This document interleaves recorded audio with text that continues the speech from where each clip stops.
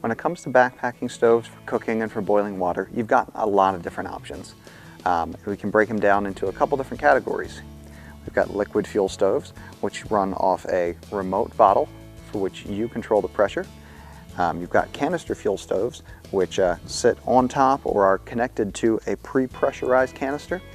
And then you've got other kind of fuel burning options, be it an alcohol stove or a stove that burns a compressed fuel product. Liquid fuel stoves are some of your most versatile options when it comes to cooking, mainly because they can run on a variety of fuels and they are not affected by temperature or altitude. You can see they can pack down to a pretty small bundle. A lot of them come with a stuff sack or storage case to put them in. They are a little bit heavier than your canister fuel stoves, but for that size you gain that versatility. A lot of them employ a collapsible design like this one. You then have your flexible fuel line here off the side, and your fuel bottle attaches right onto that and snaps on. So liquid fuel stoves come in a variety of different options. You're going to get everything from basically a blowtorch on its side for just melting snow and expedition style pieces, down to a fully controllable flame that you can use for backcountry gourmet cooking. A lot of your models are going to settle somewhere in the middle. They're going to give you a bit of flame control. They're also going to give you a high output for boiling water and melting snow. So there's a range there where you can suit just about any need. Canister fuel stoves, on the other hand, are really popular options because they fold down nice and tiny. They give you all the functions that you need from a stove for oftentimes quick and very fast, lightweight backpacking trips. So you've got a small case oftentimes that they come in.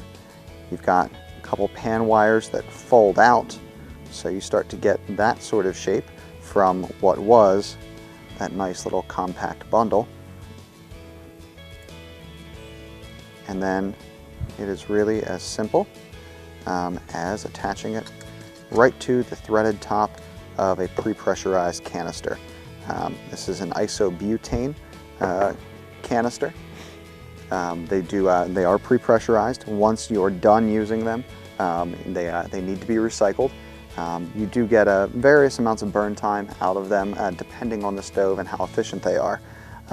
Something like this kind of pre-packaged piece here, where you've got an integrated burner head and a cup that nestles right on top of it, is going to have very fast boil times for water. So if you're doing things like dehydrated meals and coffee, not only are you going to get your meals and your coffee faster, you're also going to have a decent kind of kick up in fuel savings, and you're going to get more boiled cups of water out of a single canister. The downside to canister fuel stoves is that they are susceptible to pressure loss from temperature and from altitude. So this canister here, if I was going backpacking with this and it was cold out and I was using a canister fuel stove, I would probably be storing my stove like I normally would, and I would then take my canister, and while I'm hiking, I'd be tucking that into a jacket pocket, keeping it somewhere warm, maybe tucking it into the bottom of my sleeping bag at night to try to keep that pressure up. Once that pressure is down, it can become very difficult to cook because you don't have the pressure that you need to drive the fuel out of that and through the stove to make a flame. Another option is an alcohol or solid tablet or solid fuel stove.